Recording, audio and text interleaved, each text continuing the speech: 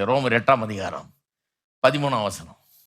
மாம்சத்தின்படி பிழைத்தால் சாவீர்கள், ஆவியினாலே சரீரத்தின் செய்களை அழித்தால் பிழைப்பீர்கள். பழைய தமிழ் பாருங்க, பழைய தமிழ்ல விளங்க முடியல சில நேரத்தில்.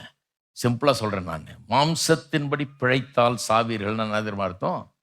மாம்சம் சொல்றபடியெல்லாம் செய்யறதுக்கு அனுமதிச்சீர்கள் என்றால், அப்படி உங்களை ட்ரெயின் பண்ணிக்கிட்டீங்கன்னா, அப்படி நடந்தீங்கன்னா நிச்சயமா உங்களுக்கு அழிவு காத்து கொண்டிருக்கிறது, வாழ்க்கையில தோல்வி காத்து கொண்டிருக்கிறது. மீள முடியாததுலேருந்து அந்த தோல்வி ஆளை ஒன்றும் இல்லாமல் ஆக்கிடும்.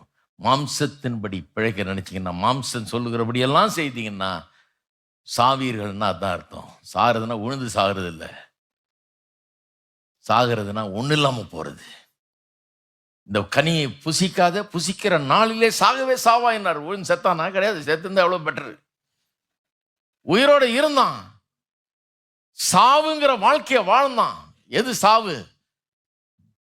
எது சாவு? தரித்திரம் சாவு, நெத்தி வேர்வையில சாப்பிடுறது சாவு, சரீரத்தில் நோய்களை சுமக்கிறது சாவு, காசு பணம் இல்லாம இருக்கிறது சாவு, பஞ்சம் பசியில் அடிபடுறது சாவு, ஒன்னும் இல்லாம இருக்கிறது சாவு, நிர்வாணமா இருக்கிறது, வஸ்திரம் கூட இல்லாம இருக்கிறது சாவு.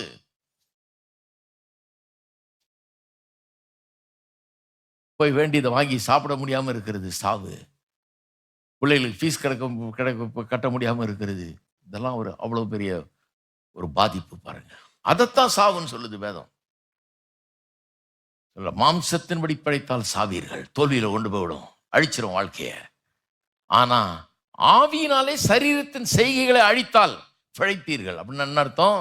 உங்களுக்குள்ள ஆவியானவர் இருக்கிறாரு, அவர் அற்புதமானவர், அவர் உங்களை பலன் கொள்ள செய்கிறாரு.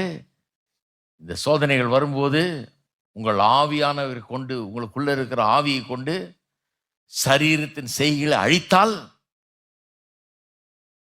அவருடைய பலத்தை கொண்டு சரீரத்தின் செய்கைகளை அழித்தால், அதாவது சரீரம் அப்படிப்பட்ட செயல்களை செய்யாதபடிக்கு தடுத்து நிறுத்தி ஆவியின் உதவியோடு அதை செய்வீர்கள் என்றால் பிழைப்பீர்கள், நல்லா இருப்பீர்கள், வாழ்ந்திருப்பீர்கள், ஆசீர்வாதமாக இருப்பீர்கள், நாளுக்கு நாள் மேல வருவீர்கள்.